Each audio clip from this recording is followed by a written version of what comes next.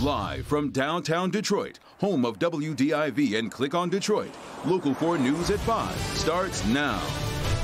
Now at 5, the Local 4 defenders digging deeper into those encrypted messages allegedly sent by the men now accused of wanting to kidnap the governor. A prominent restaurant owner writes a letter to other restaurants calling on them to join forces and push back against the governor's closure order. Coming up, what they're calling for and what happens next. But we'll begin with Storm Tracker 4 and a winter weather advisory in effect through the night as we expect our first real snow of the season to fall across Metro Detroit. Good to have you with us this Monday at 5. The flakes have been falling throughout the day, but so far not really sticking much to the roads. But that's about to change. Let's get over to Ben here off the top here at 5. Hi, Ben. Kevin, Devin, hi. And yes, this has so far looked a lot like the snows that we've seen this season leading up to this point, which has been inconsequential. But as those temperatures get colder and that snow continues to fall, it will start stacking up on driveways, sidewalks, and even some roadways. Storm Tracker 4 has pretty solid snow across most of the area. In fact, even that rain that's there around Port Huron is starting to transition more to some snowfall here. And with those visibilities under 1.5 miles in most locations, that's indicative of accumulating snow. Even though some of it may still be on the grass and very little on paved surfaces, that will change. You can see that some temperatures already down below that 32-degree mark, 31 in Howell, 31 in Pontiac right now, and still staying above that through most of the metro zone. But everybody heading to the 20s tonight, and we will continue to watch this snow pile up through the nighttime hours and into at least the first half of tomorrow. Winter weather advisories, lakeshore flood advisories are out, or I should say warnings, and we'll talk about just how much snow we're expecting and how much of that we'll be shoveling in just a few minutes. Guys? All right, Ben, the state has released its coronavirus numbers from the weekend. 10,428 new cases over the past 48 hours, which averages out to a little more than 5,200 cases a day. That is actually a marked improvement, but with that, we have lost 98 more Michiganders to the virus over that same period of time. Now, those numbers come today as experts warn of a potential third wave from the Thanksgiving holiday. We spoke to U of M's chief health officer about when we could potentially start seeing another rise in new cases.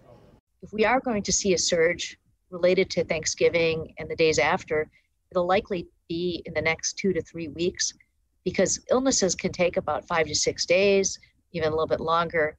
And many patients are not very sick initially and may not be hospitalized until further along in their illness. And of course, deaths lag. The state has warned that indoor dining at restaurants could also increase that holiday spread. And tonight, a prominent local restaurant owner is calling on restaurants across the state to band together and reopen at the end of the governor's pause if they lose a federal court case. Let's get to Grant Herms. He's live tonight. Grant, these businesses are barely hanging on at this point.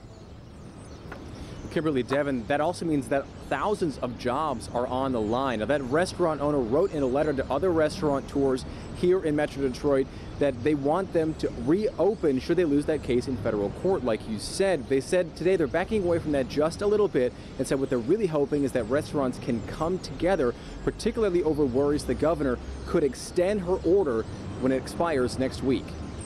This industry is hanging on by a thread. Rosalie and Joe Vicari own the Vicari Restaurant Group, with high-end restaurants like Joe Mears Seafood, Brownies on the Lake, and multiple Andiamo steakhouses. In a new letter to restaurant owners, they call on them to band together at a meeting this week, writing, "We anticipate the governor will make an announcement to extend her pause through the end of the year," saying in defiance, "We will be reopening our restaurants on December 9th should they lose in federal court." The Vicaris say the letter was more about being prepared, not about defying the governor. We're going to have attorneys there, and weigh all of our options. It may not be the smartest thing to do to open up, or it might be the smartest thing to open up. The fight the Vicaris are calling for already playing out in federal court, where the Michigan Restaurant and Lodging Association is suing the head of the Department of Health. Restaurants saying the order to close dining rooms is unconstitutional and not supported by science. The state saying they have the backing of the Michigan Hospital Association, and while they understand the pain of closing down, they can't prolong the pandemic. The Vicaris disagree. Malls are packed. Black Friday shopping, gyms are packed, hair salons are packed, big stores are packed, yet restaurants are closed. And we just don't understand that. Now, the federal judge in that case didn't issue a ruling today. He said he's hoping to have one soon, but warned it could take some time given what happens at the expiration date of that closure order next week. He said to say the situation is fluid is an understatement. Kimberly? Yeah, really is tough. So, Grant, what do we know, if anything, about a response from leaders in Lansing? Have they said anything at all about possible relief for some of these restaurants?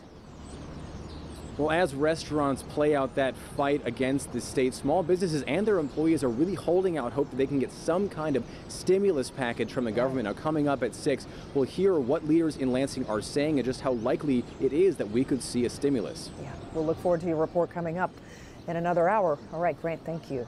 Let's move now to another major milestone for a COVID-19 vaccine. Moderna is going to submit its application for an emergency use authorization to the FDA today, starting the formal review process and moving one step closer to public use. Moderna's president says everyone feels the pressure of this moment.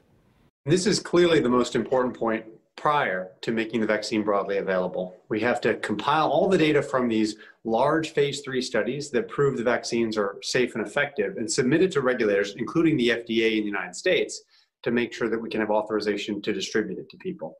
Moderna says analysis of its vaccine found 196 confirmed cases of COVID-19 among the trial's 30,000 participants. 185 of those were in the placebo group. Just 11 were in the group that received the vaccine, an efficacy rate of 94.1%. Another encouraging sign, no one who received the vaccine developed a severe case of COVID-19. In a reminder of what's at stake, one person in the placebo group died from COVID-19. And there have been no serious safety concerns. And the side effects that have been reported have been mostly the local, injection-associated reactions that people get with many vaccines. Those include aches and pains, occasionally sometimes headaches, pain at the injection site. Experts want people to be prepared for those side effects, which typically went away in a day or two. Moderna's vaccine has one advantage over Pfizer's. It can be stored in regular freezers or refrigerators, easing one challenge of a massive distribution effort. Ultimately, it is the FDA's call whether to approve this authorization, but if they do, we'll immediately start deploying the vaccine in the public. Now, of course, Pfizer was the first to submit its data to the FDA. The agency will be meeting to discuss that vaccine on December 10th. So Moderna expects its review to happen mid to late December. But if either vaccine is granted an emergency use authorization, the first doses of that vaccine would be shipped out to the states, we're told, within 24 hours of approval. All right, now to some big news out of Ann Arbor. The Michigan football team has hit the pause button on all football activities over concerns about COVID. Let's bring in Bernie. Bernie, they've managed to go all season thus far without having to do something like this.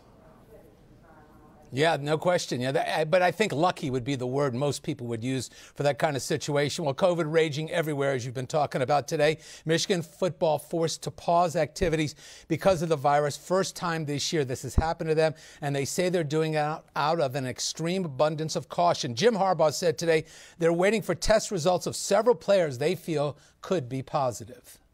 Oh, like everything, it just goes along with the culture that's been set here since June. This is day to day. When the results come back, we'll continue. We'll monitor those results and as always, continue to be very proactive.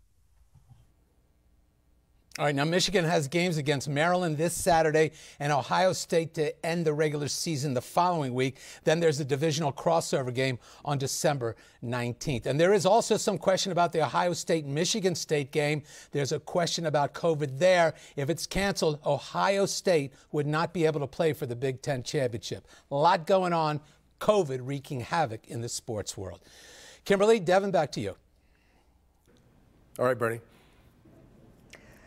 Tonight, the local 4 defenders are taking you inside the alleged plot to kidnap Governor Whitmer. Secret encrypted messages that play a key role in the government's case. Defender Sean Lay got his hands on them. Sean?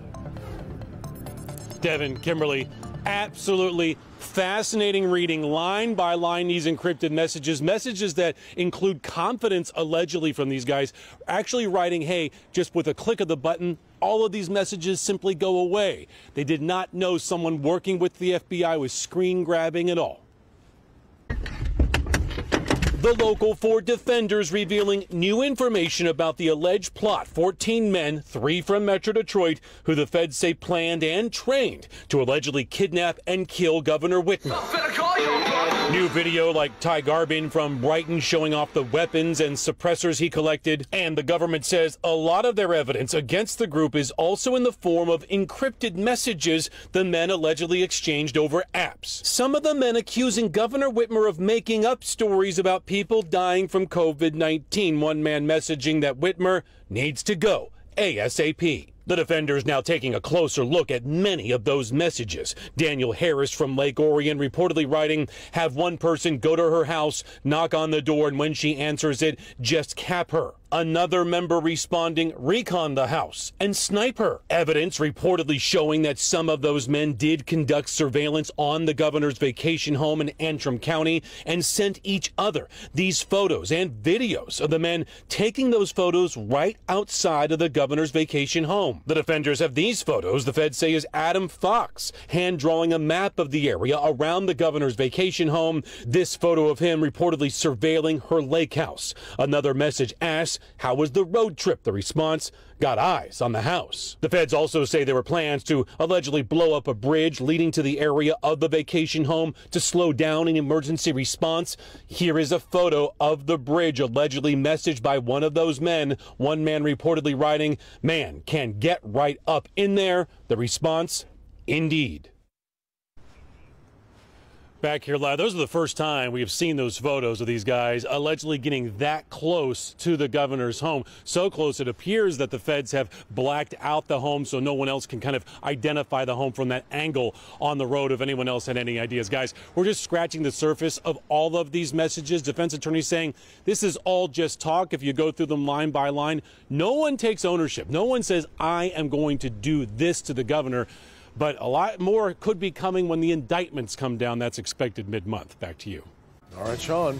Well, a judge gave him a second chance, but the feds say he squandered it. New tonight, how posts to Instagram landed a Detroit man back behind bars facing a long list of charges. Also, we're going to check back in with Ben as our first real snow of the season is coming our way. Victor. A Detroit mother is grieving after her son was killed by a hit-and-run driver. Coming up, we'll have the message that she has for the person behind the wheel.